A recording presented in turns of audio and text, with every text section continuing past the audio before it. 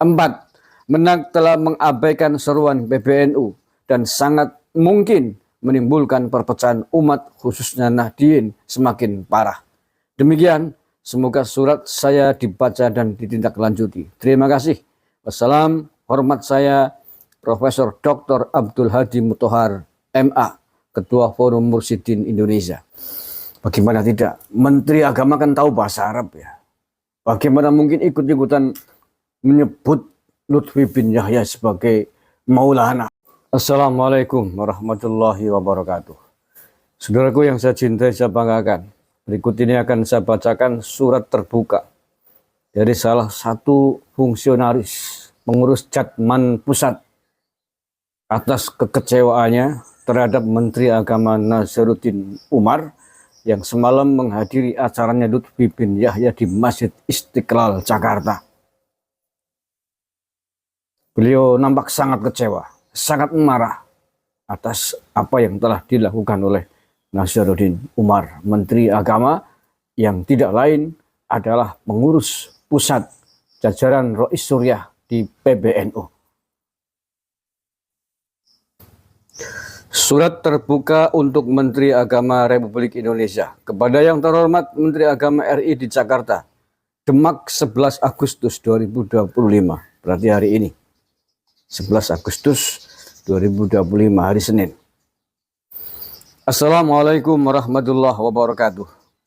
Bersama ini kami menyatakan penyesalan mendalam atas dukungan penuh Menteri Agama Republik Indonesia terhadap penyelenggaraan Jatma Aswaja kemarin karena 1. Mengizinkan penyelenggaraan tersebut di Masjid Istiqlal yang seharusnya dijaga kesuciannya dan statusnya sebagai simbol negara. 2.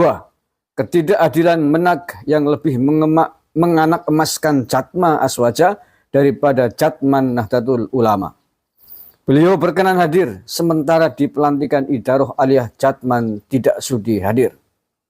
3. Penyebutan guru kami dan Maulana menunjukkan ketidakpedulian Menak terhadap isu panas di sekitar Habib Lutfi bin Yahya. 4. Menak telah mengabaikan seruan PBNU dan sangat mungkin menimbulkan perpecahan umat khususnya Nahdien semakin parah. Demikian, semoga surat saya dibaca dan ditindaklanjuti. Terima kasih. Wassalam, hormat saya Profesor Dr. Abdul Hadi Muthohar, MA, Ketua Forum Mursyidin Indonesia. Tanda tangan. Ya, setahu saya Profesor Abdul Hadi ini juga salah satu fungsionaris pengurus pusat Jatman atau Idaroh Aliyah hari ini. Saya sangat bisa memahami kebatinan atau situasi ruhaniyah beliau. Saya sendiri sebelum ini sudah mengungkapkan kekecewaan saya atas tragedi hadir dan memuja-mujinya Menteri Agama Nazaruddin Umar kepada Lutfi bin Yahya di Istiqlal semalam. Bagaimana tidak? Menteri Agama kan tahu bahasa Arab ya. Bagaimana mungkin ikut-ikutan menyebut Lutfi bin Yahya sebagai Maulana. Kalau sebutan guru, walaupun secara etika moral berorganisasi sangat tidak elok, masih bisa dimaklumi. Tapi kalau Maulana adalah pengakuan atas Lutfi bin Yahya dianggap sebagai raja itu. Maulana kan raja kita, pemimpin kita. Bagaimana mungkin seorang menteri agama nyebut seorang keturunan imigran Yaman bernama Lutfi bin Yahya dengan Maulana, dianggap sebagai raja. Ini memang kebangetan. Kebangetan ikut mendukung semangat Lutfi bin Yahya di dalam gerakan-gerakannya, di dalam langkah-langkahnya yang telah terbukti beberapa menimbulkan kasus di negara ini, termasuk di Nahdlatul Ulama sendiri.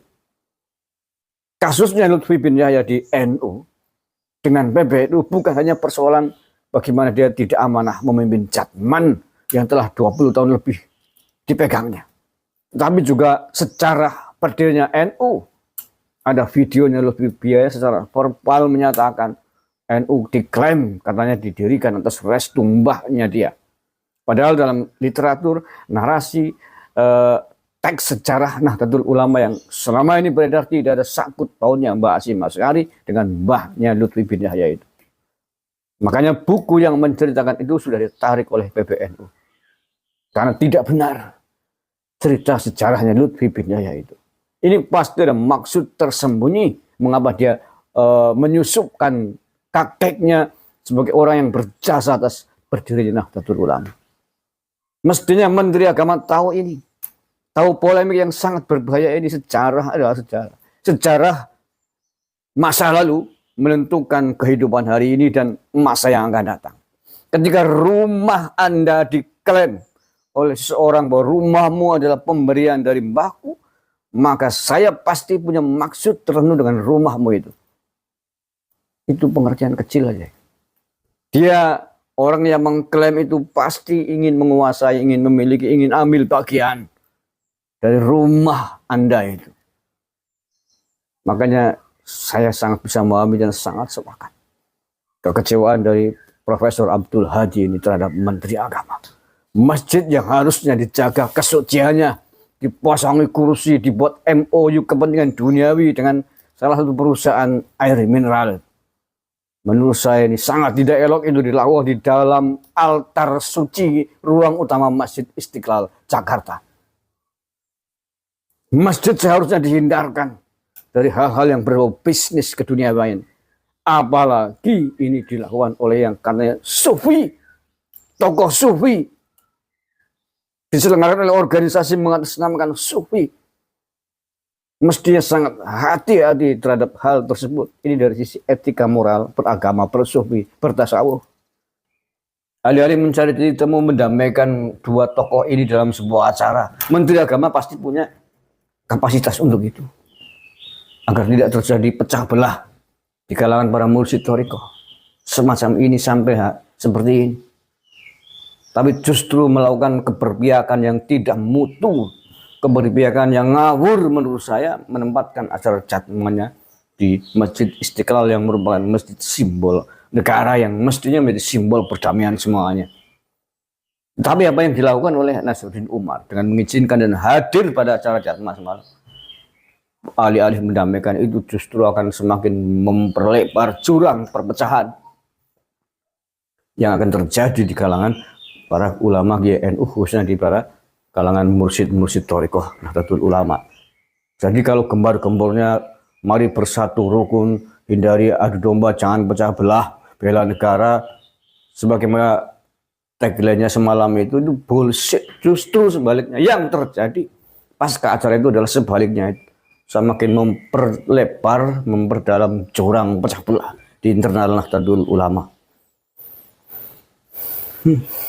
Itu yang terjadi. Oke, berdoa aja Pak Nasruddin Umar. Anda tidak kualat dengan Masjid Istiqlal. Tidak kualat dengan para mursyid-mursyid Nahdlatul Ulama yang tergabung di Jatman. Yang notabene yang tidak lain adalah para kiai-kiai ulama-ulama pribumi. Ulama-ulama Nusantara yang terkenal ampuh-ampuh. Anda juga menurut saya sangat tidak elok membuat masjid yang sangat saklar itu di dalam masjid utama, di ruang utama, ditata kursi-kursi. Masjid itu loh ya, bukan di Serambi itu loh. Itu di bangunan utama masjid. Tidak elok tata kursi berjejer. Sholat saja nggak pakai kursi begituan kok. Mesti di dalam masjid bangunan utama itu semua harus duduk sama tinggi, berdiri sama rendah. Bagian sholat, gelaran pakai karpet biasa ngapain juga harus tata kursi begitu. Kemudian yang kedua, masjid mestinya dibebaskan dari kepentingan politik, kepentingan bisnis. Tapi apa yang terjadi dengan acara semalam itu? Ada MOU apa itu dengan salah satu perusahaan air minum. Itu kan kepentingan bisnis itu. Dengan duniawi itu. Saksikan aja, Anda kualat dengan apa yang Anda tanda tangani dalam menjaga amanah yang mesti yang tidak sembarangan digunakan. Terima kasih. Assalamualaikum warahmatullahi wabarakatuh.